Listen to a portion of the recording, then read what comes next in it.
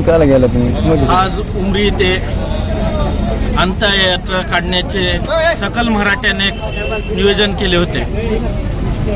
आज आमचे मुख्यमंत्री दोन्ही उपमुख्यमंत्री, आमदार, खासदार, आमच्या नांदेड जिल्ह्यातले सर्व राजकीय नेते आम्ही मेलेत म्हणून आज घोषित केले ते आहे। त्यांची अंत्ययात्रा आता झाली ते आहे आणि आत्ताच सांगितले मनोरकर काकांनी की आज मराठ्यांना आरक्षण कशासाठी पाहिजे। पहिल्याच्या काळात मराठ्यांना 100 एकर 200 एकर आम्हाला जमिनी होत्या, परंतु आजची परिस्थिती पाहता 1-2 एकरवर आले ते। परंतु आम्ही काय म्हणालो, आर्थिक निष्कावर आम्हाला मराठा आरक्षण द्या, ज्यांच्याजवळ चांगलं आहे त्यांना देऊ नका। आम्ही काय दुसरं काही मागत नाही की जे आमचे मुलं आहेत शिकण्यासाठी ज्यांना 1 लाख रुपये फीस लागली आणि इतर समाजाला 10,000 रुपयावर आले, परंतु आमची परिस्थिती 1 लाख रुपये भरण्यासारखी आजच्या परिस्थितीला राहिलेली नाही।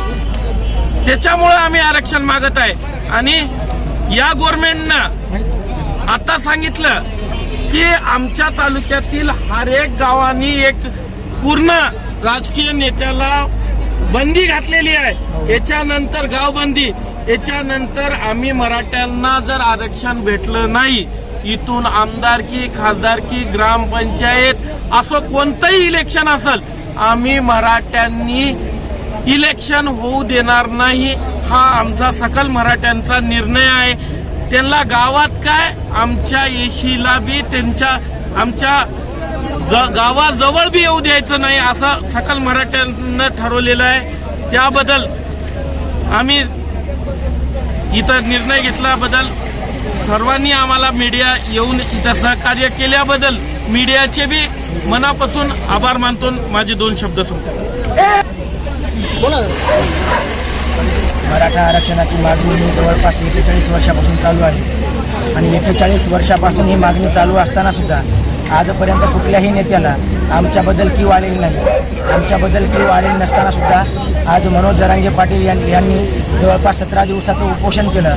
17 दिवसाचं उपोषण केल्यानंतर मनोज जरांगे पाटीलांना सुरुवातीला 4 दिवस मागण्यात आले, नंतर सांगण्यात आलं की 4 दिवसात कुठलाही कायदा पारित होत नाही। 4 दिवसात कुठलाही कायदा पारित होत नाही म्हणून जरांगे पाटलांनी सांगितलं की किती दिवस लागतील। सरकारने 30 दिवस मागितले।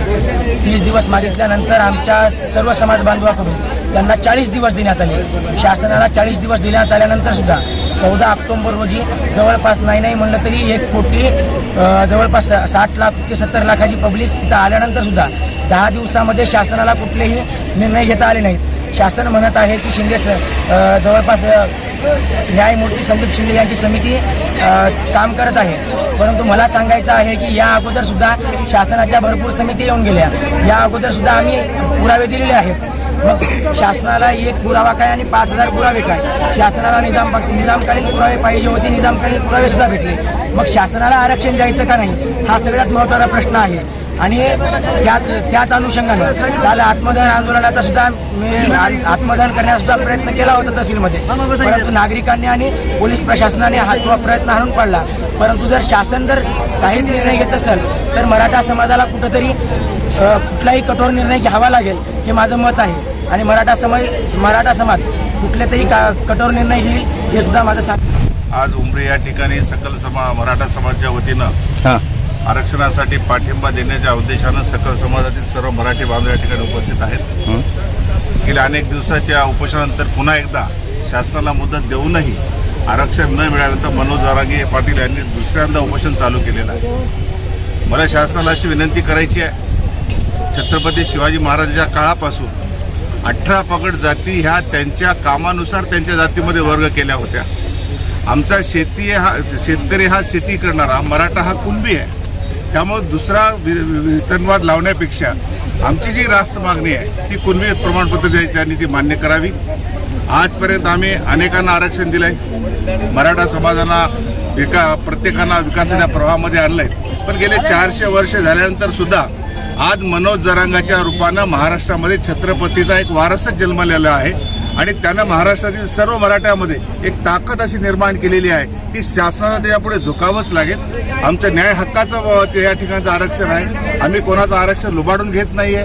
आम्ही आमच्या लेकरांच्या नोकऱ्यासाठी त्यांना शैक्षणिक सुविधा उपलब्ध होण्यासाठी एक रास्त मागणी शासनाकडे सनदशीर मार्गाने करत आहोत.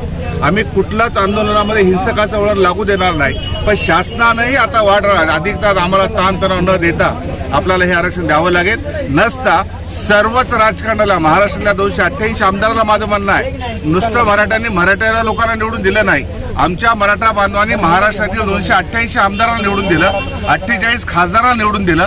असं करताना कधी मराठ्यांना जातीभेद केलेला नाही. त्यामुळे जर आरक्षण देताना येत नसेल तर त्यांना त्यांच्या खुर्च्या खाली कराव्या लागतील. आणि आम्ही आमचं हक्काचं आरक्षण न्यायमार्गाने तर मिळवून घेऊ आणि मिळत नसेल शेवटच्या क्षणापर्यंत आमचा तालुका मनोज जरांगेच्या पाठीमागे खंबीरपणे राहील आणि आम्ही आमचं आरक्षण मिळवल्याशिवाय पाठीमागे येणार नाही, एवढीच या ठिकाणी आमची भूमिका आहे. मनोज जरांगे पाटील यांनी महाराष्ट्रातील मराठ्यांना आरक्षण मिळावं म्हणून उपोषण सुरू केलंय.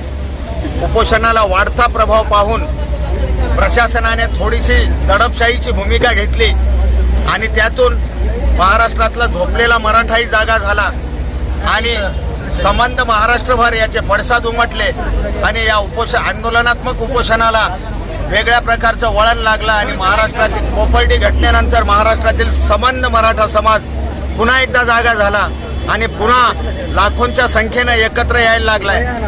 मनोज जरांगे पाटलांनी शासनाला 40 दिवसाचा अवधी दिला होता. शासनाने 40 दिवस वेळ काढूपणा केला आणि पुन्हा एकदा मनोज जरांगेंना उपोषणात बसण्याची वेळ आली. मराठ्यांच्या सहनशीलतेचा शासनाने अंत पाहू नये व मनोज जरांगे सारख्या एका सामान्य कुटुंबातून आलेल्या माणसावरती जर समजा बरे वाईट होण्याचा प्रसंग जर आला तर गांधीवादी तत्वाने चालणारे हे मराठे उद्या शहीद भगतसिंग यांच्याही मार्गाने चालायला कमी करणार नाहीत आणि होणाऱ्या गंभीर परिणामाला प्रशासनाला तोंड द्यावे लागेल. याचं गांभीर्य लक्षात घेऊन लवकरात लवकर मराठा आरक्षणाचा प्रश्न प्रशासनाने सोडवावा. झालेली आहे. आज मनोज जरांगेचं नेतृत्व महाराष्ट्रच काय देशाला जपावं लागेल. कारण एवढा निष्प्रह माणूस, परखड बोलणारा माणूस आणि विश्वासू व्यक्ती पुन्हा निर्माण होणे नाही. आणि म्हणूनच एवढे मोठे बांधव, कोण कोणाचा भाऊ, कोण कोणाचा मित्र हे नाही, पण मी एक मराठा आहे, मला मराठ्यासाठी काही करता आलं पाहिजे आणि मनोज जरांगे मी आहे, त्याच्या पाठीमागे मी उभं टाकलं पाहिजे अशी भावना माझीच नाही तर महाराष्ट्रातल्या सर्व सकल मराठा बांधवाची आहे. आणि म्हणूनच हा अंतिम लढा आहे. यापुढे मला अशी विनंती करायची आहे शासनाला, आजपर्यंत मराठा बांधवांनी नुसत्या मराठ्याच्या लोकांना निवडून दिलं नाही, महाराष्ट्रातल्या 288 आमदारांना आम्ही निवडून दिलं. असं करत असताना आम्ही कधी जातभेद पाहिलेला नाही. 78 खासदार आम्ही 48 खासदार आम्ही निवडून दिले. असं करताना आमच्या मराठा बांधवांनी स्वतःसाठी काय मागितलं नाही. पण आमचेच नेते आमच्यासाठी दुश्मन झाले. आमच्या नेत्यावर आमचा राग आहे. गेल्या अनेक वर्षाची सत्ता आमच्या मराठ्याच्या हातामध्ये असताना, आमच्या नेत्याच्या हातामध्ये असताना त्या नेत्यांनी मराठा समाजाला फसवलं आणि म्हणून त्याचा हा उद्रेक आहे. चिखलेकर साहेबांची गाडी फोडली, हा समाजाचा उद्रेक आहे. आज त्याच्या व्यक्तीचा विषय काही वेगळा असेल पण समाज कुठेतरी आज वेगळ्या वळणाला चाललाय. शासनाचा विचार केला पाहिजे. मला शासनाला विनंती करायची आहे, काल पंतप्रधान आले होते शिर्डीमध्ये, त्या ठिकाणी का हा मुद्दा घेतलेला नाही? मुख्यमंत्र्यांनी त्याच्या प्रस्ताविकेमध्ये का मांडलेलं नाही? फडणवीसने त्या ठिकाणी का बोललेलं नाही? त्यांना आरक्षण द्यायचं नाही ही भूमिका निश्चित आम्हाला दिसते आहे. पण असं करून चालणार नाही. आता मराठी पेटलेले आहेत, एक एक मराठा प्रत्येक गावात जाऊन सांगणार आहे आणि आम्ही आरक्षण घेतल्याशिवाय कसबरही पाठीमागे हटणार नाही. हा आम्ही लढा अखेरपर्यंत लढू. आणि आरक्षण मिळत नसेल तर 288 आमदाराला राजीनामे द्यावे लागतील, खासदाराला राजीनामे द्यावे लागतील आणि त्यांना त्यांच्या वारसासहित घरी बसावं लागेल. येणाऱ्या निवडणुकीमध्ये आमचा अधिकार आम्ही दाखवून देऊ.